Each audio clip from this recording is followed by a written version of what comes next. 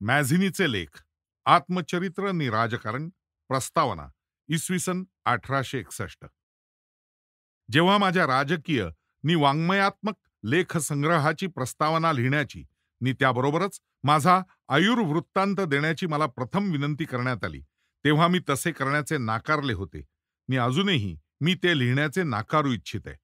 माझे आयुष्य तुरळक सुखे नि अनंत दुःखे यांनी भरलेले नि माझ्यावर जे प्रेम करीतात नि मी ज्यांच्यावर प्रेम करतो अशा व्यक्तिविशेषांशिवाय इतरात त्यात काही महत्वाचे सापडणार नाही.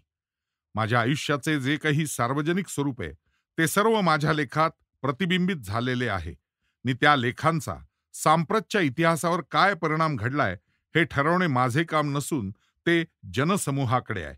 ज्या पोकळ बडबडीला लोक कीर्ती म्हणून म्हणतात, तिच्याबद्दल माझ्या नैसर्गिक प्रवृत्तीने मी उदासीन असल्याने नि स्वभावजन्य अभिमान नि शुद्ध अंतःकरण याचे बलावर माझ्या आयुष्याला काळीमा लावण्यासाठी करण्यात आलेल्या शेकडो आरोपांचा नि लोकनिंदेचा मी तिरस्कार करीत आलो असल्याने आपल्या शक्तीने नि कालस्थितीने जे साध्य म्हणून ठरत असेल त्या साध्यात आपले व्यक्तित्व विसरून जाणे हेच त्या ऐहिक अस्तित्वातील मुख्य कर्तव्य आहे, ही माझी पक्की खात्री, अशी माझी पक्की निष्ठा असल्याने मी माझ्या चरित्रातील तारखा व ठळक गोष्टी यांची टिपणे ठेविली नाहीत किंवा पत्रांची यादीही केली नाही.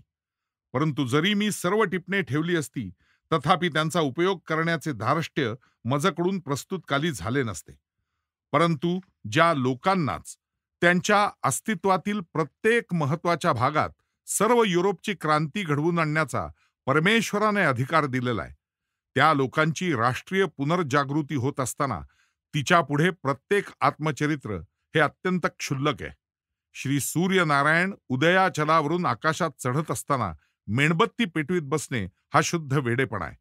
तथापि या लेखात मी स्वतः पाहिलेल्या गोष्टींचे वर्णन नि मला माहीत असलेल्या व्यक्तींची हकीकत ही युरोपच्या गेल्या शतकातील शेवटच्या भागाच्या हालचाली समजण्यास सुलभ व्हावे एतदर्थ जरूर तेवढी देणारे नि त्याबरोबरच ह्या लेखाचे कारण नि त्याचा उद्देश याचा नीट उलगडा होण्यासाठी आगामी काळात राष्ट्र निलोक या महातत्वाचा विजय होण्यासाठी जी पूर्व चिन्हे आहेत तशा प्रसंगांच्या प्रगतीशी नि उन्नतीशी अत्यंत निकट संबंध असलेली काही व्यक्तिविषयक माहिती देणार आहे. बहुतेक वेळा माझा शब्द म्हणजे बहुजन समाजाचाच शब्द झालेला आहे. माझा शब्द म्हणजे भविष्य काळाला घडवणाऱ्या आमच्या राष्ट्र तरुणांचाच संघ शब्द होय.